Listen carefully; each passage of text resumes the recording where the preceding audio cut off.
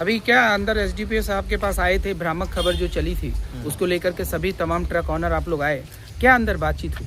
बातचीत हुई जो हम लोग विस्थापित ऑनर की तरफ से जो सच्चाई बात थी वहाँ दोनों तरफ से बातचीत हुई और जांच करते हुए डीएसपी साहब ने बोले कि नहीं आप लोग गलत नहीं हैं। वही बात हम लोग को बोल करके और 2 दिन हम लोग को बोले वॉलेंटियर को अभी नहीं रखने के लिए और इसका पहले बोले हैं सर, शपथ पत्र देने बोले हैं जितना भी हैं वॉलेंटियर उन लोग का एसोसिएशन का। इस तरह का आप कितने जो आरोप लगाया जा रहा है वो बेबुनियाद है, बेनिगार है, उसका कोई ये नहीं है। हम लोग सच्चाई जो है हम लोग आके थाने में अपने समक्ष साहब के पास रखे, जो कि हम लोग अपना सच्चाई बताने के बाद उन्होंने कहा कि ठीक है हम इसको देखते हुए जांच करते हुए जो जितनी सत्यता होगी उस पर हम काम करेंगे। प्रेम विकास जी, आपको वाहन मालिकों ने रिक्वेस्ट करके बुलाया, आप सीसीएल सांसद प्रतिनिधि हैं, आज अंदर एसडीपीओ साहब से बातचीत भी हुई, क्या बातचीत हुई? इसमें क्या ट्रक ऑनरों पे जो एक वहाँ एक अफवाह जो फैला जा रहा है कि क्या है उसमें? देखिए, कुछ मीडिया कर्मी के द्वारा या कुछ लोगों के द्वारा ऐसी सूचना पुलिस को प्राप्त हो रही थी लगातार, तो इसी दिशा में कल प्रशासन के लोग गए थे और आज सभी को उन्होंने बुलाया था।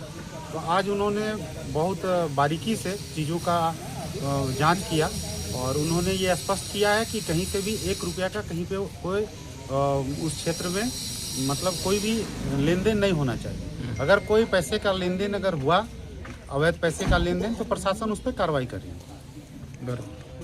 आम्रपाली में 2 तरह की लाइनें हैं, 2 तरह की सड़क है, एक सड़क विस्थापित, एक सड़क प्रभावित। प्रभावित पे जो भी आपके प्रभावित के गणमान्य लोग हैं उन लोगों की देखरेख में वहाँ पे सारी गाड़ियाँ परिचालन हो रही हैं। अभी जो अवैध उगाही का या फिर से इस तरह का मामला जो उजागर किया जा रहा है कुछ पत्रकारों के द्वारा, उसमें क्या कहना है आपका? एसडीपीओ साहब के साथ बैठक हुई, क्या अभी बातचीत? नहीं, उसमें किसी भी प्रकार का कोई अवैध वसूली नहीं हो रहा है। कल भी प्रशासन टंडवा पुलिस के लोग गए थे जांच करने के लिए, किसी प्रकार का कोई वसूली नहीं हो रहा है। मैं समझता हूं कि ये झूठा और भ्रामक खबर चलाकर लोगों को बदनाम कर उनका हक अधिकार छीनने के लिए ये काम कोयला ट्रांसपोर्टरों के शंका है हमको कि उनके किसी न किसी रूप में प्रभाव में आकर ये लोग कर रहे हैं। न्यूज जो है फैलाया जा रहा है, मतलब ये जो न्यूज फैलाया जा रहा है ये अफवाह है? बिल्कुल अफवाह है।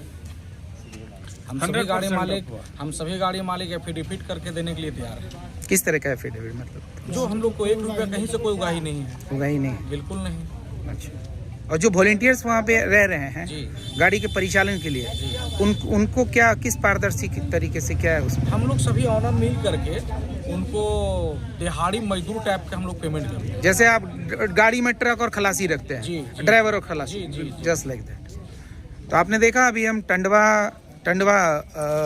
थाना में मौजूद हैं। यहाँ पे तमाम ट्रक वाहन मालिक मौजूद हैं।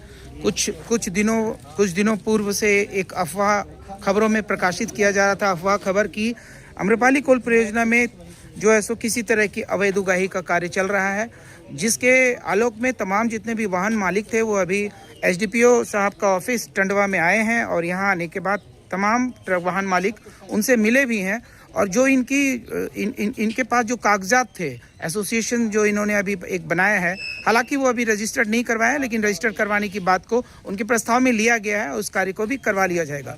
वहीं इन्होंने जो है सो तमाम अपना विस्थापित वाहनों का एक सूची भी यहाँ पर जमा किया है। अब काफ़ी वाहन मालिकों का ये आरोप भी है कि कुछ इस क्षेत्र में ऐसे पत्रकार हैं जो कि मनगढ़ंत कहानी के तरह काल्पनिक कहानियां बना करके लिखते हैं और वो सत्यता से उसका कोई रिश्ता नहीं रहता है।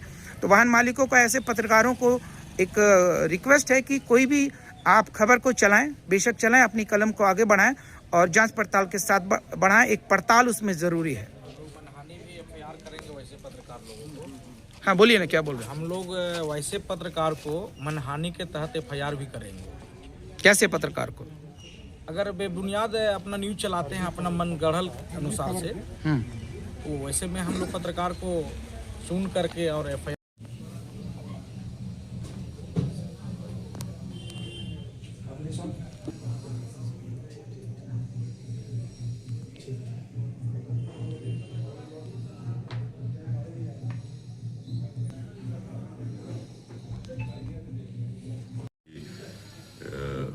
जो कंसर्न है, हमारा जो मुद्दा है उसको आप समझिए और आप लोग जो काम कर रहे हैं उसके बारे में हमको अच्छी तरह से जानकारी हो सके।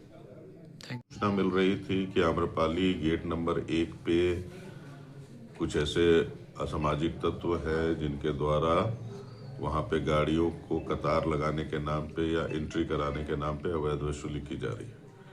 इसी के संदर्भ में आप लोग आए हैं, यहाँ पे अपना पक्ष रखे हैं।